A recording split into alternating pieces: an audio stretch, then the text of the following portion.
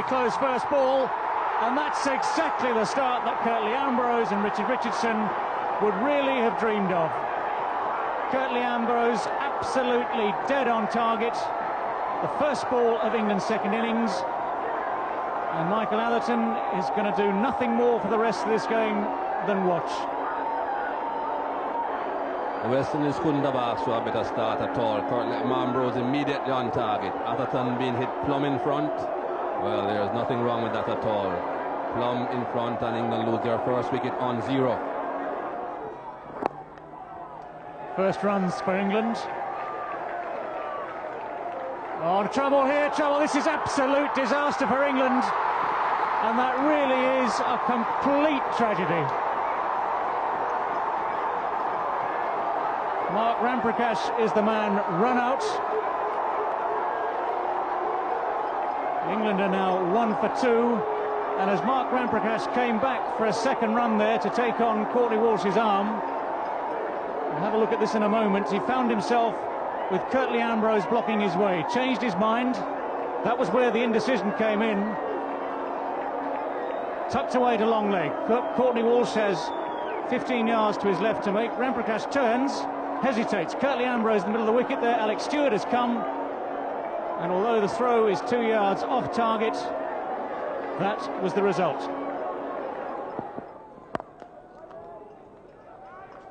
Richardson across quickly but unable to stop it. A little bit of a bobble as that ball reached the West Indies captain. That's out! Robin Smith is gone! What more can you ask of Curtly Ambrose? If ever you've got a crisis, send for Curtly, and that's the end of the crisis. Robin Smith comprehensively beaten as he played forward. England in complete disarray. Well, Curtly Ambrose, a great fast bowler for the West Indies, has done it again. I've seen Robin Smith get bowled for the second time now in this series on the forward defensive. And each time after the ball has passed, the stroke looks almost correct. But the gap was there, the ball went right through. England now 5 for 3.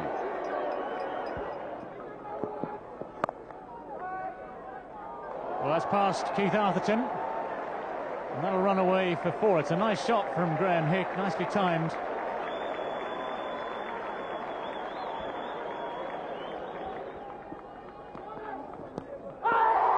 Curtly Ambrose knows it's out. That's a thin little nick from Graham Hick.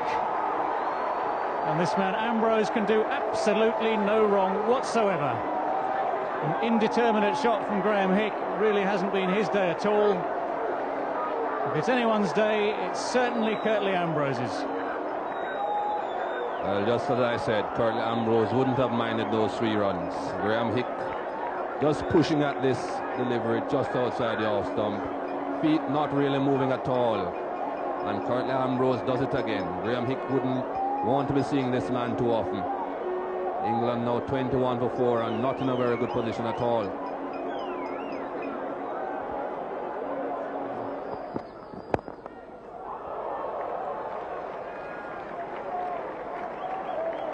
It's going to be into the boundary. Hit it in the air, but hit it well enough. That's it. Wicket number 5. Curtly Ambrose strikes once more. The Queen's Park Oval is absolutely jumping. England are 26 for 5. Well, what a performance by Curtly Ambrose. I've said all along he's a class act, a truly great bowler. The only great bowler on show. There's some good ones, but great he really is. Fantastic performance. He's just blowing away England. Fast, hostile, accurate. Really played all around that Alex Stewart. The ball didn't do a lot. It was the line, it was the length of it, and the pace and aggression. 26 for 5. That's gone. 6 out. Brian Lara takes the catch at first slip. England are 27 for 6. An unbelievable collapse here on the Queen's Park Oval. West Indians are jumping around both on and off the field. Well, this is going to be a nightmare for England, a nightmare that won't go away. I mean, who would have believed this would have happened? With a realistic chance of winning for England. Salisbury just hanging out his bat, nice slip catch. And the West Indies bowlers just blowing England away. Shot. Flicked it away off the legs. He's going to go for 4. Much later on.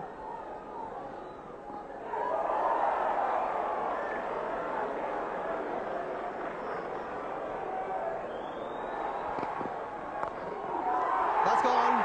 Simmons takes the catch, a second slip. England are 37 now, and that is the 7th wicket to have fallen. Well, it was the ball before that did the damage, not only to Jack Russell's hand, but in his mind. That's the key to fast bowling. If you can get inside the batsman's mind where he's wary of you, then you've got him, and that's what curtly Ambrose did. The short ball banged in, Jack turned away, got a knock on his hand, it was painful, and then this was another banging ball, and he really didn't know what he was doing. He just hung the bat out, and that was a classic fast bowler's dismissal. Soften up the batsman, stick in the short ball, hit him if you can. And that's it. Curtly Ambrose strikes again.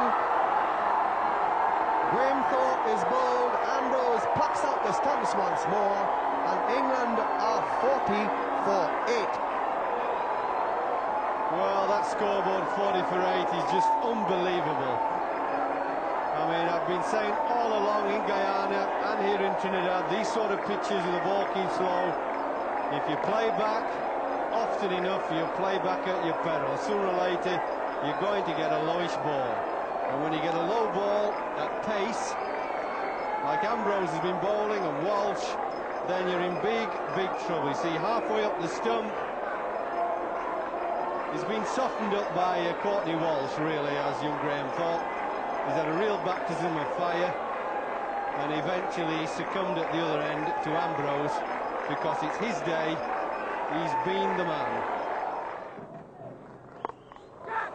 That's in the air, and it's gone down towards finding Ambrose down there, and they'll come back for the second. So England have moved to 44.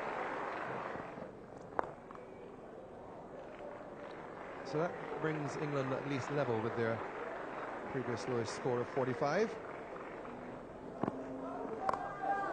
That's gone. Comfortable catch, catching practice. Brian Lara takes it with no bother whatever. England are 45 for 9 with Caddick going for 1. Well, it wasn't a particularly distinguished shot, just flailing at the ball outside off stump. Once you hang your bat out like that, it's the sort of thing where players on a morning give each other slip catching, and that's what it was.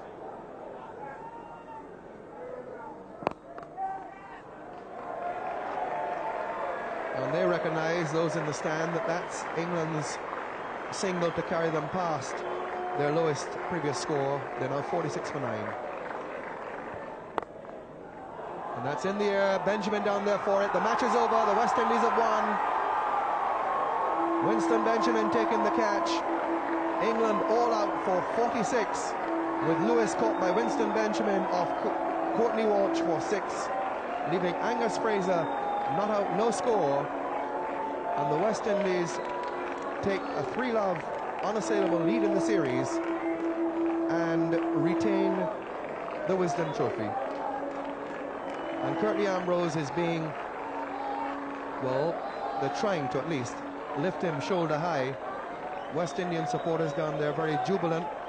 Ambrose with a souvenir stump. He's done it again for the West Indies. England had 196 runs to win the match, and they collapsed. Absolute collapse yesterday before the whirlwind that is Curtly Ambrose. He took 6 of the 8 wickets to fall yesterday for 40, and this morning England adding only 6 runs and just barely getting over the further ignominy of falling for their lowest ever score in Test cricket.